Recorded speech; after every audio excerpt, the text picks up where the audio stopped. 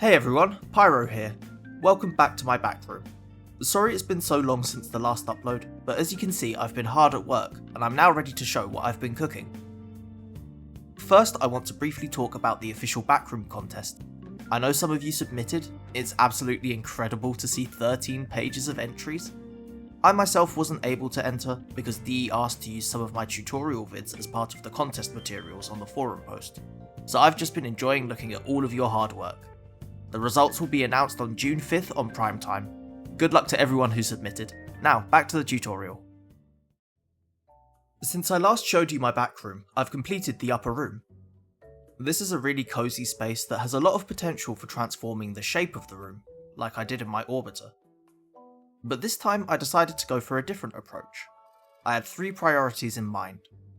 I wanted to showcase some interesting uses for the new items sold by Velimir and Flare.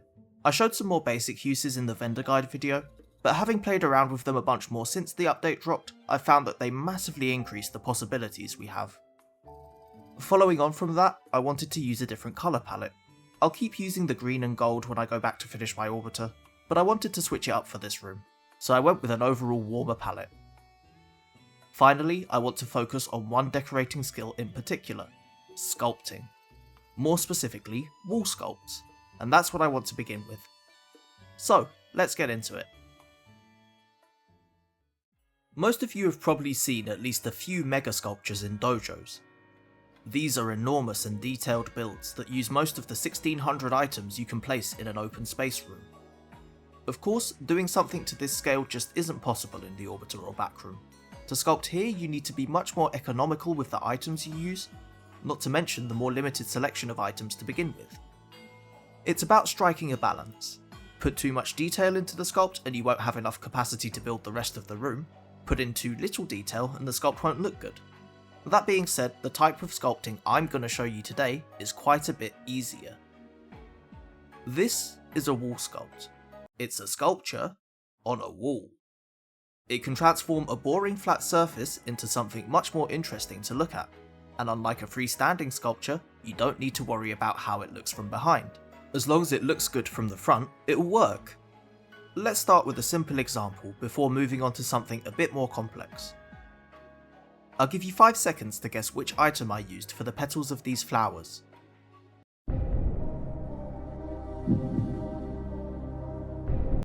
If you guessed pinball machine, congratulations, you win... I'll get back to you on that. But seriously, being able to identify what items other people have used is a great way of honing your own decorating skills, so maybe I'll do a couple more quizzes later. Anyway, I arranged the 6 pinball machines in a radial, with the backside facing outwards. I then tilted them outwards slightly to make the flower shape.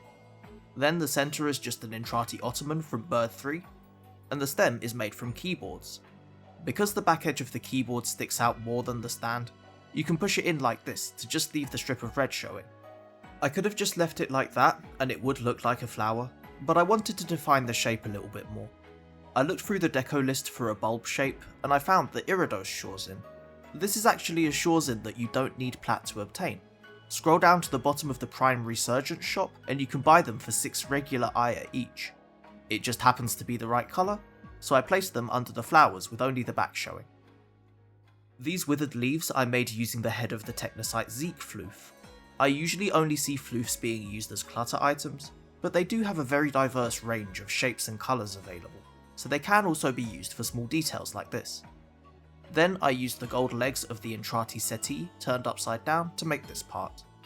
Before we move on, I want to draw your attention to how the wall sculpt is framed. Framing could be almost as important as the sculpt itself. In this case, because the sculpt is fairly simple, I thought a bit more was required in the framing department. So I used Entrati wall sconces and some more keyboards to make these strips, and left some bricks showing on either side, which matches the general vertical shape of the whole thing. Now for this larger flower design, the basic principle is the same, but the larger size of the petals meant that I could define the shape more. So for each petal, I took 2 smaller pinball machines and placed them on either side, then rotated them 5 degrees on roll and yaw. I then put one more of the pinball machine, scaled all the way down, on the tip of each petal. This time the centre of the flower is made of Cetus red spices, one right in the middle and 6 more around it. These red spices do cost 50k seater standing each, so a cheaper alternative would just be to use multiple of the Entrati Ottoman. These glowing parts are Zariman nutrition cube makers. Once I had gotten to this point, I saw that it needed a background to really make the bright reds and pinks pop. So I placed the backs of arcade ticket machines in between the petals, and rounded each one off with the backrest of the folding chair. Finally, I placed the Zariman gold plinth behind the whole thing.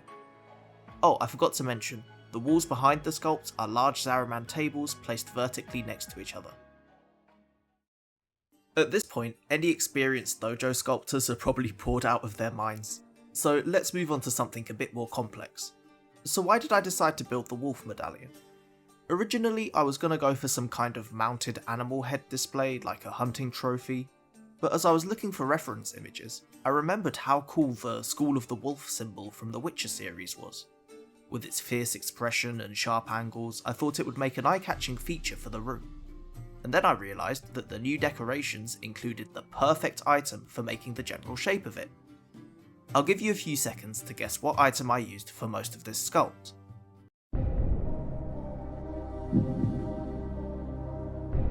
That's right, it's the locker sold by Velimir. This is a really versatile item for structural uses, but its sharp corners are perfect for making the spiked fur of the wolf, and it has a metal texture. You might be asking, Pyro, this item is made up of rectangles and a square. How make triangle? This question leads on to the other advantage of wall sculpting, which is that by clipping items into the wall at a certain angle, the wall intersects the item and only shows a certain shape on the side of the wall you care about. That sounded a bit complicated, so it's best if I explain with an example. This table is the wall, and we want to make a triangle with this locker. First, rotate the item so that it is facing diagonally into the wall. I'm using 15 degrees in this example. At this point, if we clip it into the wall, we're left with a rectangle, which I can move along the green axis in constrained movement to change how much is visible in front of the wall, effectively changing the length of the rectangle. But that's not a triangle, so we need to do one more rotation. This time, 45 degrees on yaw, so that the edge of the locker is centered. Now when we clip into the wall, the intersection leaves a triangle showing. Like before, we can use the green axis to make it longer and shorter, but now the red and blue axes can be used to make the triangle larger and smaller. By changing the angles, we can change the orientation and shape of the triangle. If the item enters the wall at a steeper angle, the resulting triangle will be smaller. If the second rotation isn't exactly 45 degrees, the edge won't be centered, so the triangle won't have equal length sides. This was what I needed for this sculpt, because in the reference image none of the spikes are equal-sided triangles, so I used the lockers in this way to create the outline of the head, sticking as close to the reference as possible. The reference image is symmetrical, so after I had placed one locker, I placed the corresponding one on the other side to make sure the angles were the same. It took a bit of trial and error to get the angles right, and it's still not 100% accurate to the reference, but it's close enough that the shape should be recognisable. Oh, and keep in mind that the locker has legs on one end. I made sure the legs were clipped inside the wall so they wouldn't mess up the face. Then I built up the face itself and the nose using more lockers of different sizes, always looking back to the reference image on my second monitor to keep it accurate. If you play on console, you could have the image up on your phone. For the eyes, I used the backs of Zariman flush mount lights. Notice that the tops of the eyes are covered by the eyebrows. This was really important to getting the expression right. See how derpy it looks when the eyes are lower? The tip of the nose and the gum are just made of one folding chair, and of course the fangs are made of Zariman knives, large ones on the outside and smaller ones on the inside. The hardest part of this sculpt was the ears. After trying a few different things, I settled on using curved 90-degree Zariman benches for the bottom of each ear, and one long 60-degree curved bench for the top of both ears. I also struggled at first to find something for the tips of the ears, until I found the boot. That's right, for only 100,000 seaters standing, you can buy a single mouldy Grenier boot that someone fished out of a pond. Thankfully, you can also get the fishing trophy version from Fisher High Look, which is much cheaper. This was fine for the right ear, but for the left ear the backboard of the trophy would have been in front, so I had no choice but to use the 100k standing version. At this point in the process I was happy with the sculpt, but there was a lot of empty space on the wall to either side of it. I decided to fill that space with Geralt's signature steel and silver swords. The blades are also made of lockers using the same technique I just showed, but this time entering the wall at a much shallower angle to get a very long thin triangle. The tip of each sword is one more locker angled so that a small triangle is showing. The hilt of the steel sword uses the edge of any small fish trophy for the crossguard, and a single table leg for the handle. For the other one I wanted the iconic V-shaped hilt of the silver sword, which I achieved using Solaris supply racks clipped in with only a small part of the edge showing. This time the handle is a combination of the Solaris sampler, saw chain, and Zariman T-steeper. And there you go!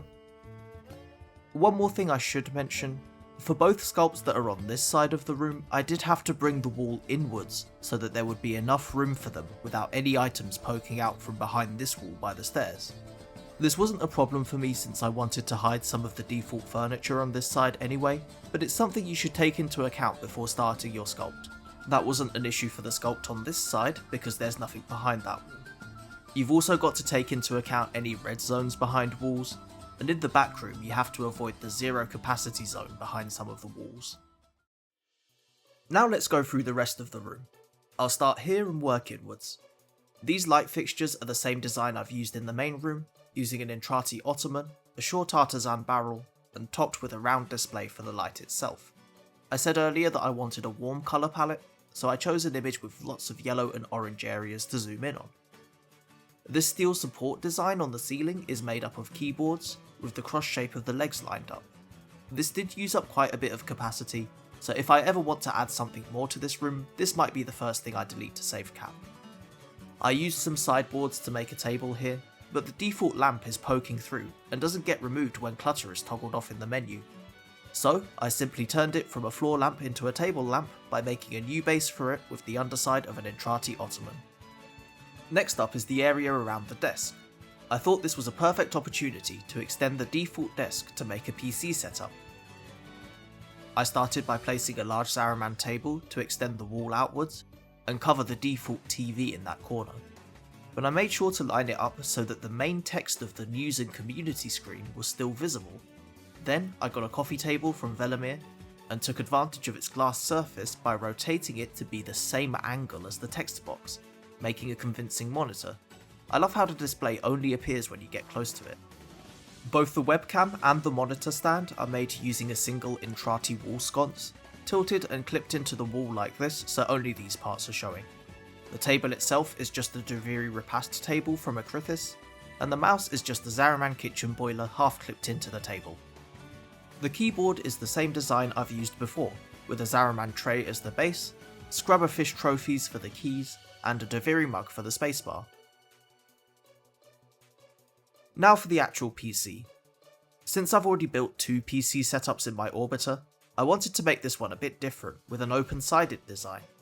The basic shape is made of two arcade ticket machines, and the glass side panel is another coffee table, clipped in far enough so that the wooden bottom is hidden, but leaving enough space in between the glass and the black surface to put in the internal components. Here I've used a circuit decoration, a control module, and a Solaris supply truck, but there's plenty of other items that could also fill this purpose, like the various Zariman kitchen items. I detailed the front with a pedestal prime, Solaris food cans, and another control module for the power button. Finally, I covered the gaps left by the coffee table on the sides with rail agent manifests from Ticker. This notice board was simply made with two dining tables and bordered with Entrati wall sconces, while this display was bordered with keyboards. I covered the notice board with Zariman artwork, as well as a Peelypix display from Kaya using the Kalimos sticker. One final detail is this argon crystal placed here, as though Kalimos was holding it in her mouth. Moving on, this wardrobe is a really simple design that is now possible with the new furniture. The sides are just three dining tables, the top is made of sideboards, and the handles are Duviri thermos, and the strip separating the doors is an Entrati wall sconce. But there is one problem here. If I stand next to it, you can see it's too big. There is a reason for this though, it's to cover the Warframe display. You see, this room has 3 full-size Warframe displays that let you select one of your loadouts to show. Problem is, once you select a Warframe, there's no option to remove it. You can change which Warframe is displayed, but you can never go back to just having the empty plinth.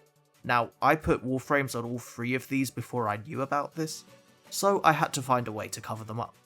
The 2 on this side of the room weren't a problem. Like I said earlier, I had to bring in the wall anyway to accommodate the sculpts, but for the one on this side I went for the wardrobe, which had to be this large to cover it. Next, let's talk about the ceiling. I decided to split it into 3 distinct segments, a large one in the middle and 2 thinner strips on either end. For these sections I made a light fixture using an Entrati candelabra upside down, a Rubido decoration from the market, and a Zariman globe light, and they're linked together using Entrati wall sconces. For the middle section, I wanted something a bit more grand. I searched up some real life reference images and found that wavy patterns are popular, so I came up with this design, varying the height and position of each light in increments using grid snapping. Each individual light is made of the lower half of a floor lamp and a Zariman globe light. The gold surface of the ceiling is 3 Zariman statue plinths, and the borders are made of Zariman lockers, though the musical cases from Flare would also be a good option. This grey border did look a bit boring by itself, so I took some Deviri calculum items and lined them up on each side, varying the heights using grid snapping to roughly match the wave of the lights. I also made one more type of light fixture, simply using one globe light framed by a small coffee table. Even though the globe light does poke out through the glass, when viewed from the front it looks as though the light is behind the glass. Actually, now's a good time to talk about the room's dynamic lighting. Just like the main room, we have these nice directional shadows from the windows, but the main source of light comes from these spotlights here. You can see that items placed in this area cast a large shadow on the back wall, and I found that this calculus item makes some interesting shadow shapes with the gaps between each segment. I like how the portraits of Albrecht and Ballas are shrouded by shadow, it's fitting for their characters. This leads us on to the back wall. Can you figure out which item I used to make the dark surface?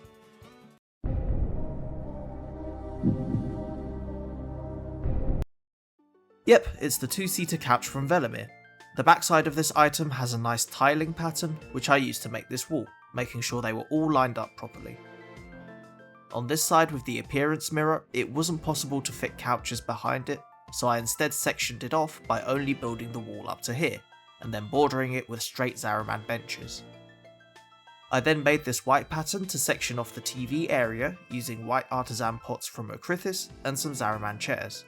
These gold details are the underside of the Entrati stabilizer. Now it's time for another wall sculpt. The clock face is made of some Kybus from Grandmother on Deimos. One is rotated 45 degrees to make the 8-pointed shape. The centre of the clock uses the base of a Zariman side table, the base of a floor lamp, and the top bit of an Entrati candelabra. The hands are made up of Zariman tube lights, scaled large for the minute hand and small for the hour hand. Of course I made it show the same time as the other clock I made in the previous video. The Zariman tube light is a versatile item, because one side is grey and the other is a yellow light. For the marks on the clock face I used the light side. Similar to how we did the lockers for the wolf head earlier, I angled them into the surface to make the right shape.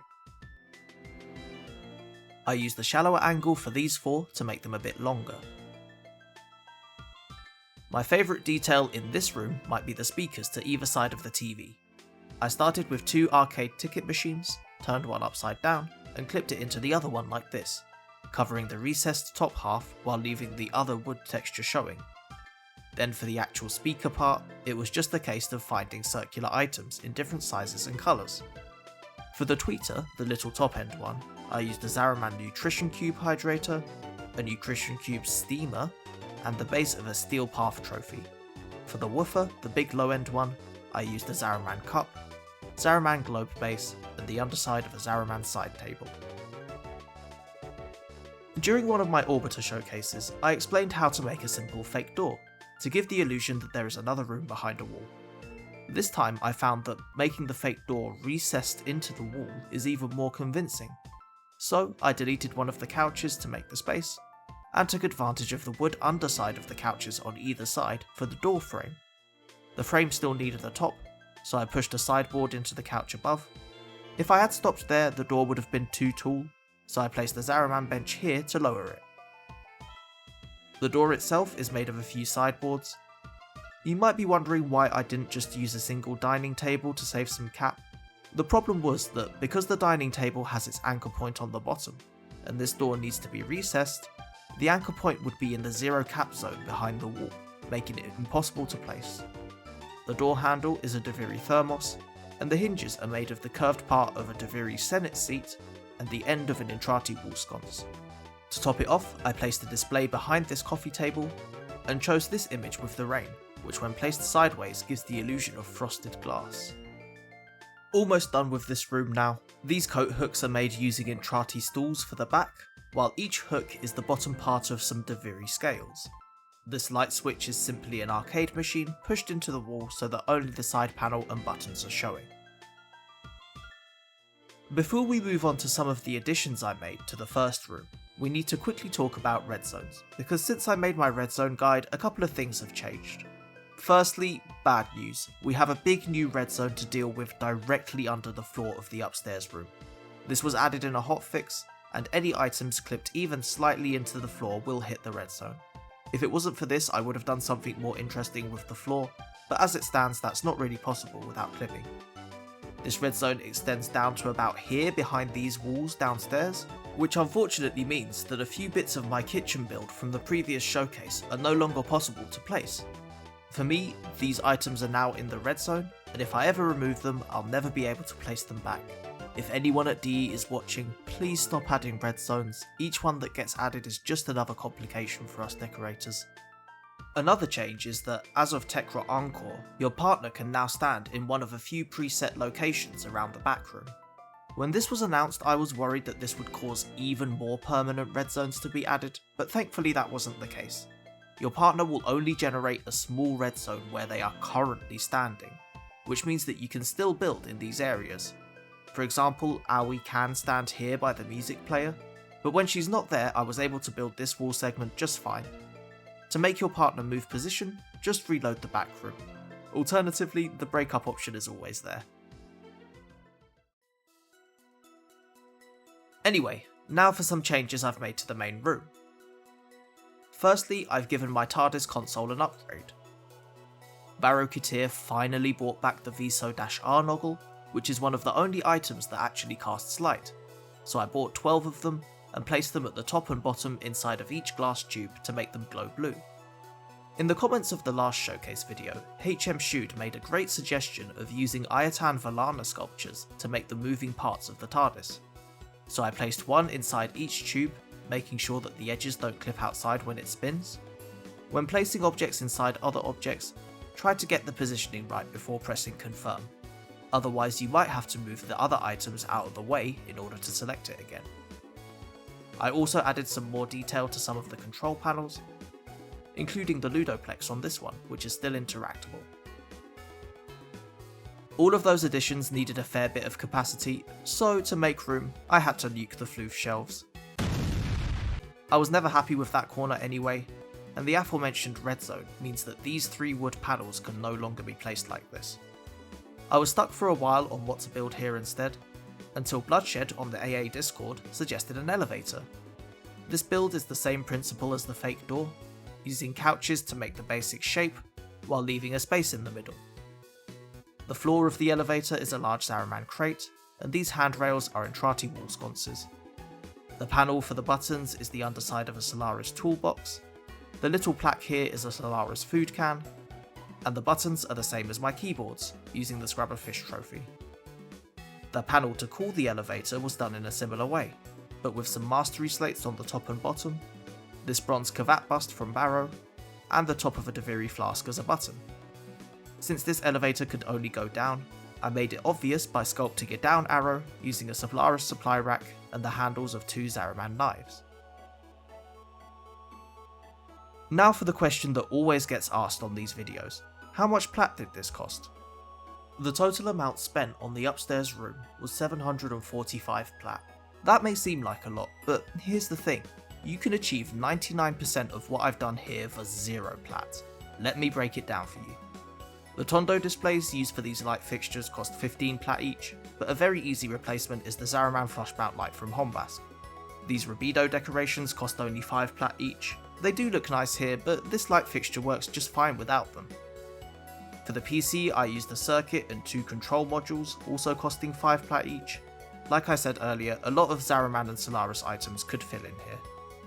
I made 2 air vents using the top of the circuit lockbox decoration from the market, but this is such a minor detail that this room would be exactly the same without it. The rest are also completely optional things. These Varuna wolf murals could be replaced with any poster you have to hand, the Argon crystal is just a fun Easter egg, and this gold bust could be replaced with any number of trophies, noggles, flooths, etc. That leaves 430 plat unaccounted for, so where was that spent? The only reason this is added to the total is because of these Galixware items from the Zaku Deluxe bundle. Unfortunately, these can't be bought separately, so I had to add the full cost of the bundle. But just like the other plat items, these are completely optional. I'm sure they look nice, but they aren't adding that much to the room as a whole. Some non-plat alternatives you can use include the cracked jug from Cetus, or the various artisan pots from Acrithis. So yeah, I hope this proves once and for all that you can decorate your orbiter or backroom to a high level without spending a single plat. Everything else in this room, all the structural items and the items used for sculptures are available from in-game vendors. I have a playlist of decoration vendor guides on the channel, which I'll be adding to in the coming weeks. Thank you so much for sticking around till the end of this very long video. I hope you found it helpful. If you did, I'd really appreciate it if you liked this video and subscribe. As always, if you have any questions, please leave a comment and I'll help however I can. If you want to know how I built the main room, you should check out the first part of my Backroom showcase. I've got loads more videos in the works, including some updates to my orbiter, more vendor guides, and a new dojo build coming soon. Thanks again, and I'll see you next time. Bye!